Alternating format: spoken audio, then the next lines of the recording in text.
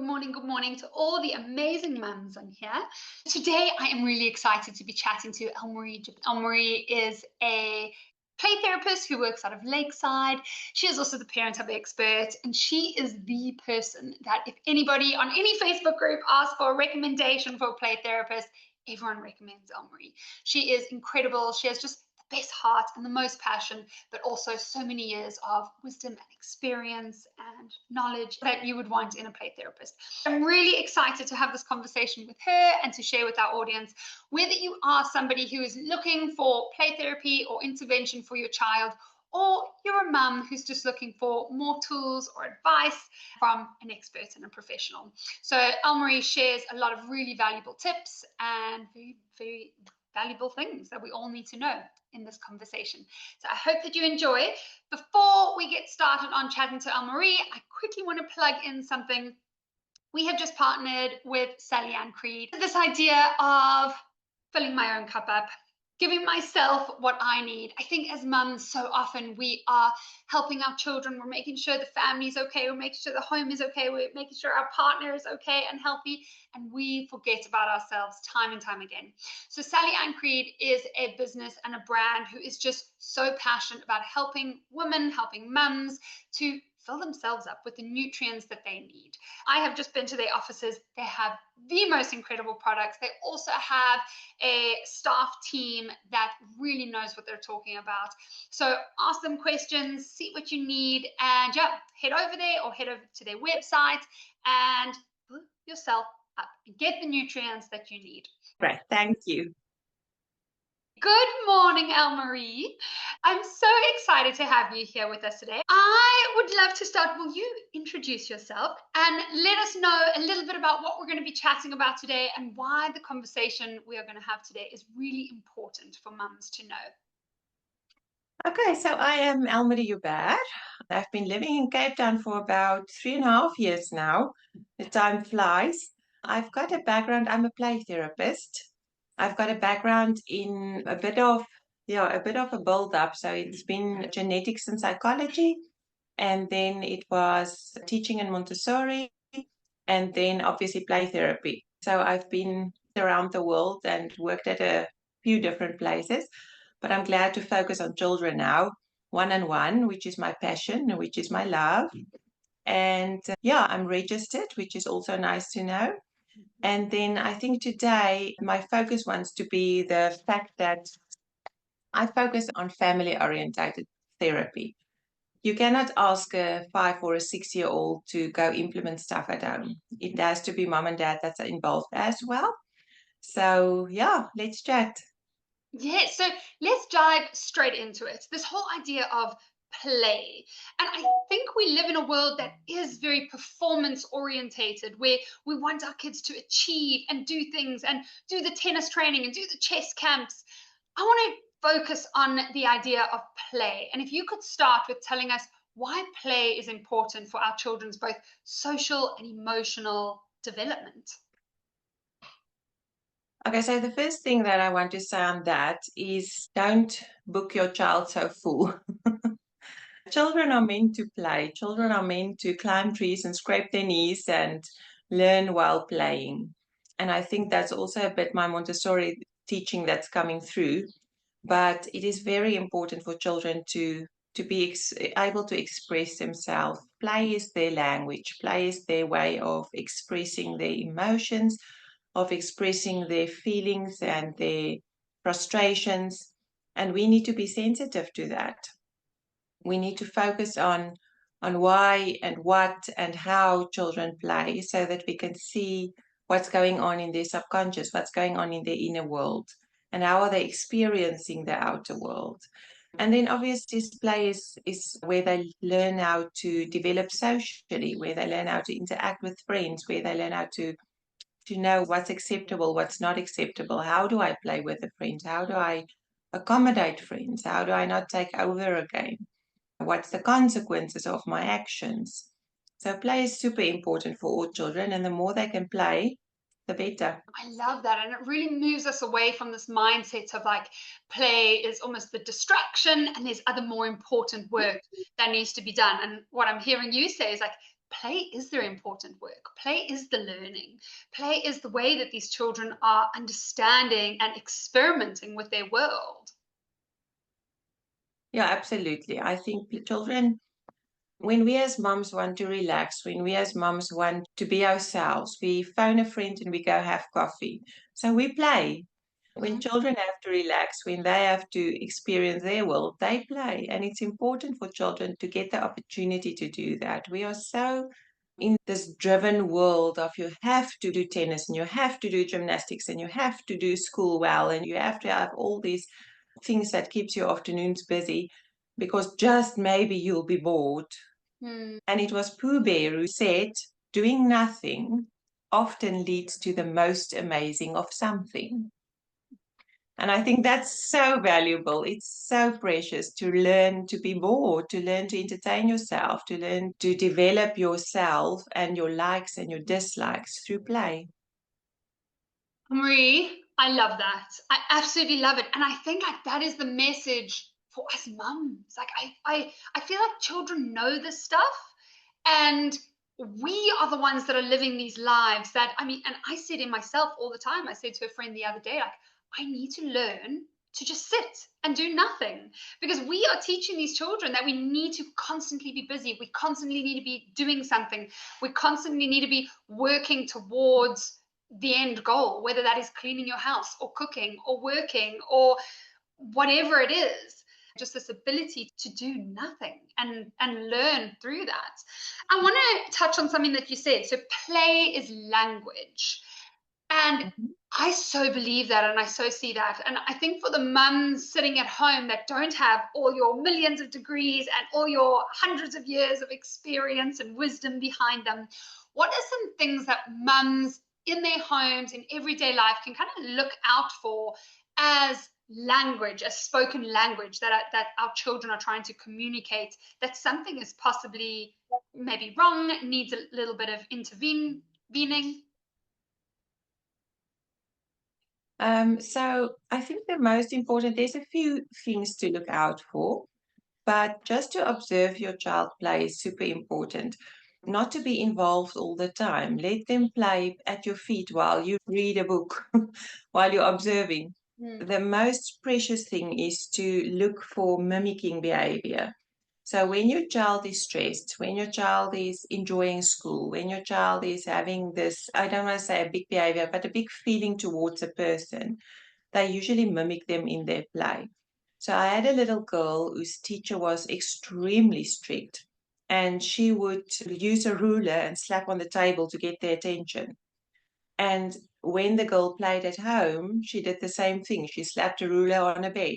So immediately you get that idea of what's going on in school. You immediately get that, what is this doing to my child? The other thing is to look at nurture play. How is my child experiencing nurture? Do they take the doll and cut her open and hit her head, or do they nurture? Do they feed her a bottle? Do they give her a bath?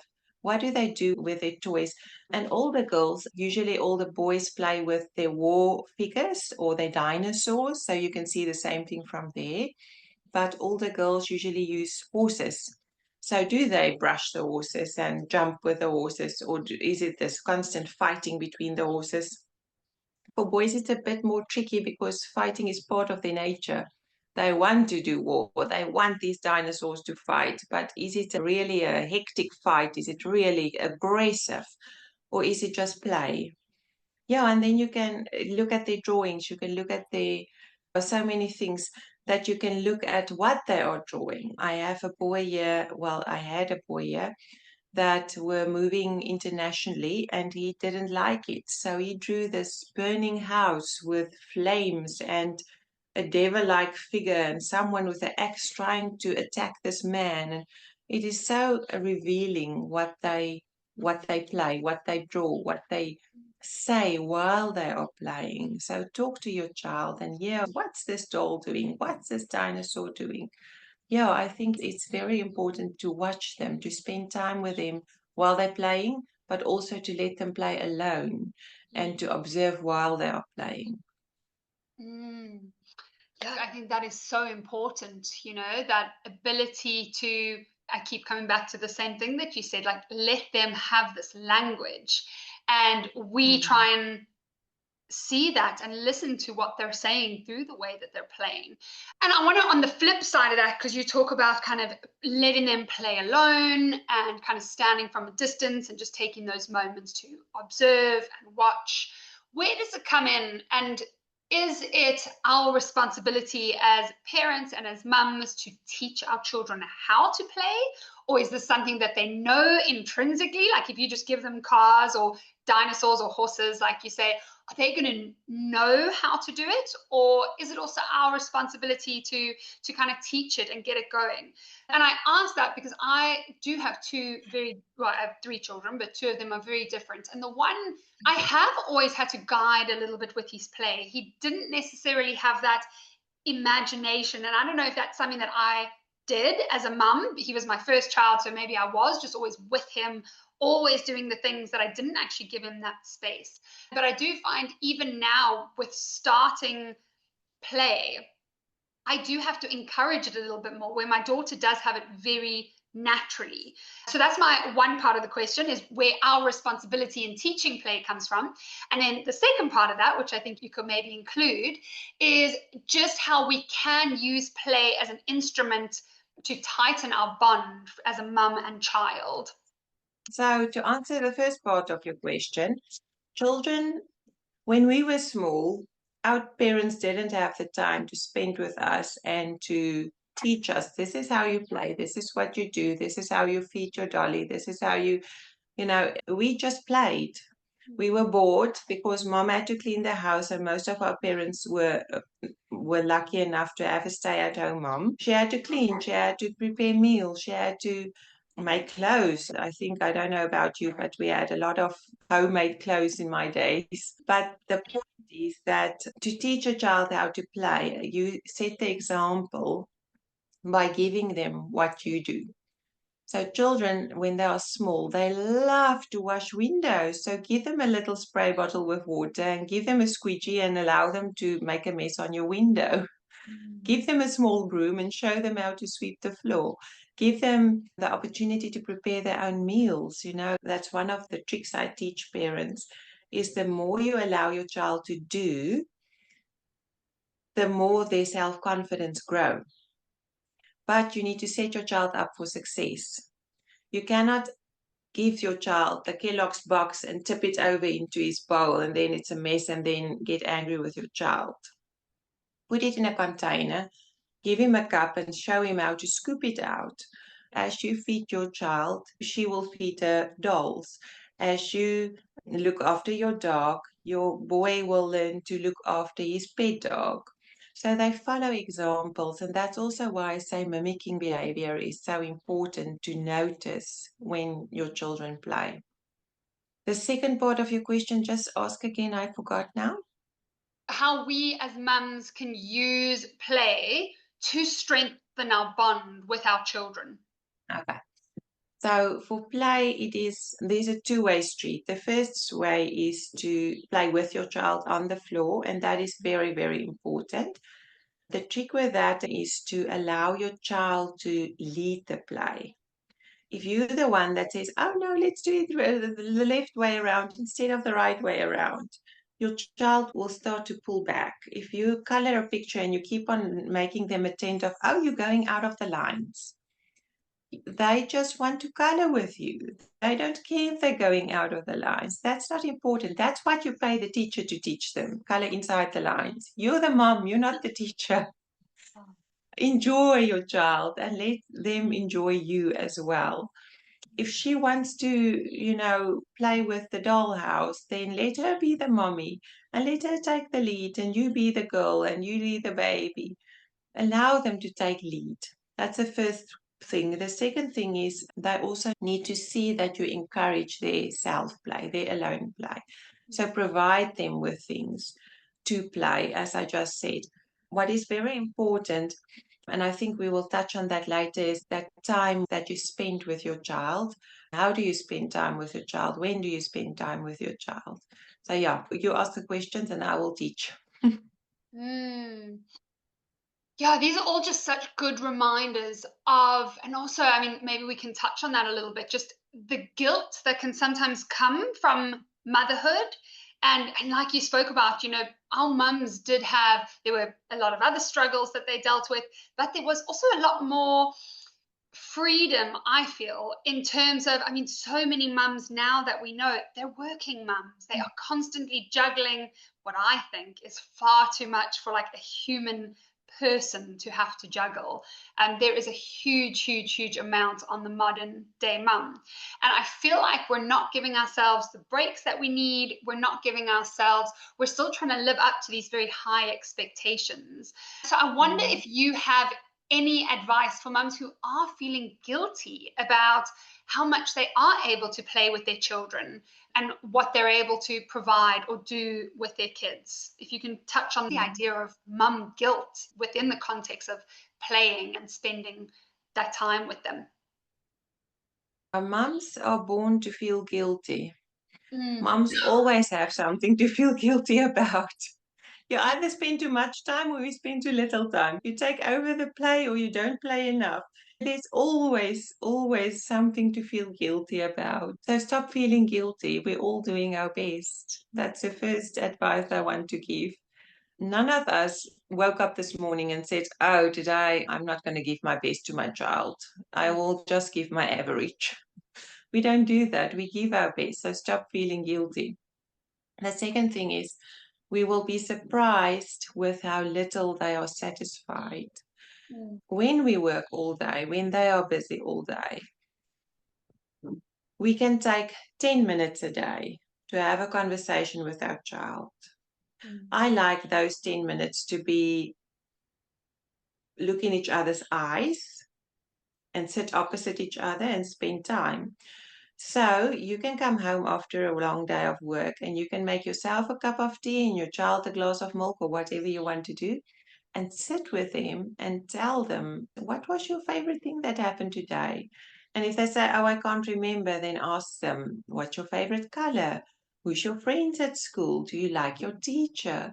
And so they will learn to talk with you. But the trick is that you have to share from your side as well.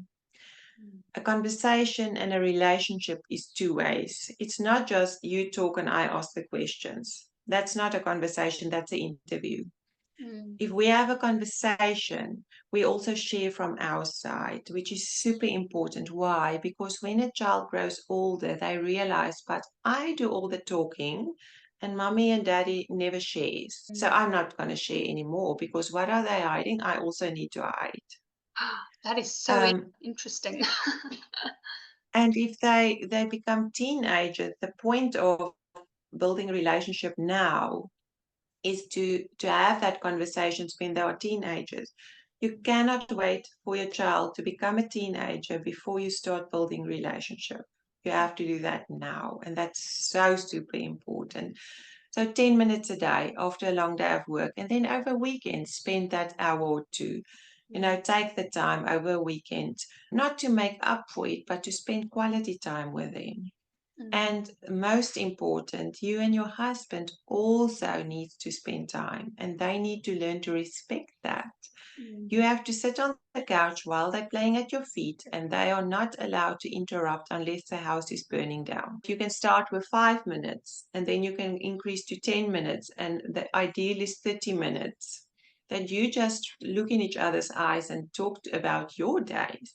In the end, mm. I know it's a long time, it feels like a long time, but in the end, children leave the house. And believe me, you blink and they're there. No. And then you and your husband need something to talk about. You need to have a relationship. You need to have love for each other. You cannot then suddenly, oh my goodness, who are you? So, yeah, my advice would be 10 minutes a day at least, and then over the weekends, an And I hour feel or more. And I feel like everything that you've just offered is really also a teaching on relationships. The idea of a two-way conversation is teaching them the skill of listening. Seeing their parents talk and have that moment really teaches them the value of quality time together. So all of these things, and it comes back, and I feel like you keep pulling these things of mimicking behavior. If we are behaving in the way that we want our children to, they are going to mimic that and they're going to learn from that so organically. And I love what you've said about the micro moments, because this is something that I think so many mums struggle with. And I have struggled hugely with this. I had two children who I felt like were very much within my capacity. I gave them both the time that they needed. And then I went and had a third child who was, I've told the story a million times, he was just so needy. He's 2.5 now, still very, very clingy, very needy.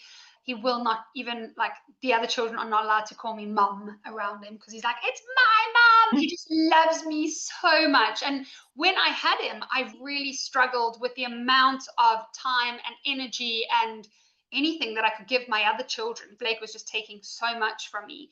That is something that I really fell on, is this idea of micro moments. So I would ask my husband to take Blake. I mean, he would scream and cry, but it was 10 minutes. They would go for a walk. Blake would cry the whole time. And I had 10 minutes just to bond with. I tried to separate my two oldest children. I think that really got us through a tough stage of our lives. I hope minimal breakage in our relationship, because we did, and that was all that I could handle, that Blake could handle. He screamed nonstop for 3 months. But it really was, for me as well, I think for them to still have that bit of contact, I had that one-on-one time with my oldest kids. And it wasn't a lot of time, it was 3 to 5 minutes. And so I love that you have said that. And the last question that I want to talk about, because I think that this is something that comes up in a lot of families and possibly why people would then choose to go to play therapy. But I'd love to know from you the role that play therapy can play in a child's life who is struggling with those bigger emotions, the anger, the resentment, the rage, I know that there's a difference between obviously toddler tantrums and when they get older, but these anxiety for school age children kind of thing. What does play therapy actually do for those children who are struggling with those big emotions? So play therapy is about creating a safe space for a child. Being away from mom and dad in that hour creates this confidence of I can share, I can be myself, I can relax and just be. And that's what play therapy does. It creates a safe space. It taps into a lot of aspects of a child. So the child relaxes, the therapist works. In the first place, I will observe their play, like I've now spoken about. What do they play? How do they play? What do they say while they're playing? How do they interact between the characters? The second thing is I make use of sand therapy. Sand therapy is fabulous. It taps into a child's subconscious and it shows me what's going on in that little brain. How is the wiring working? What's going on? How are they experiencing the world? So sand therapy is super important in my practice. The kids love it and I enjoy analyzing it. The third thing is analyzing their drawings and then creating opportunities for them to be distracted by doing arts and craft or by whatever they're doing at that moment, to give me the opportunity to drag information out of them. So I will ask them, oh, so what your friends' names? And then they will tell me, and they said, oh, do you like this friend? And she will tell me, oh, maybe, no, not so much. And then I will go to, oh, what's your favorite color? So you keep on going between the very light aspects of life and then those deeper questions. And because they're kind of distracted, they don't even realize they're giving me the information we need.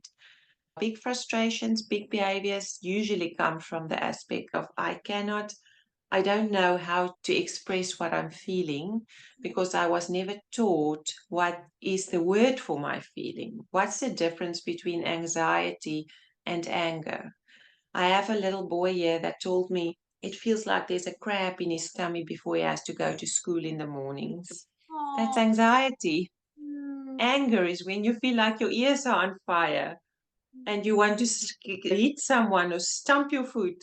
And we need to teach children the different words for the different emotions. That's what play therapy is all about, teaching them, guiding them, And the most important is creating this safe space for them where they can be themselves, where boys come in and play with the dollhouse and the little dolls, and no one's here to judge them. No one, they're just curious. It looks interesting, and they do it once or twice, and then they realize now they like their cars more.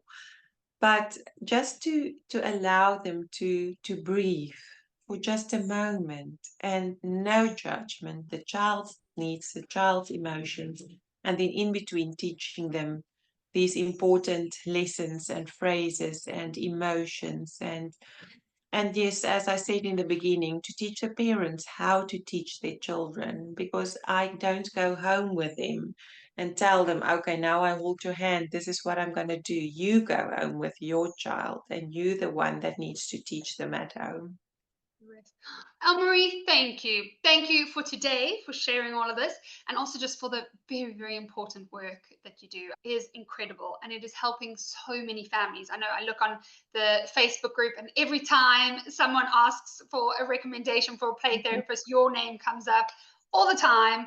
So I'm so grateful to have you in this community, have you as one of our experts, and just get to share moments like this where we can share with people and educate people, and hopefully spark a light in people that maybe play therapy is the way, maybe they just need to engage in more play at home and just use this incredible tool to help our children and understand our children. And again, I'm going to say, thank you, Jane, because I love what you said, but play is language. So I want to encourage all the mums listening to watch your children, observe your children. Don't use the moments that they are playing to get something else done. Although we all have a million and two things to get done, use the opportunity sometimes to watch your children, engage with them where you can, step back where you need to, and yeah, just learn from play. So Elmarie, thank you. I'm going to put all of your details in the captions so people can find you. But yeah, thank you so much. Thank you for having me. Amazing. Well, we love having you as part of the community, and we will definitely chat again soon. Thanks, Christy. Thank you, Elmarie. Bye, Bye. everybody.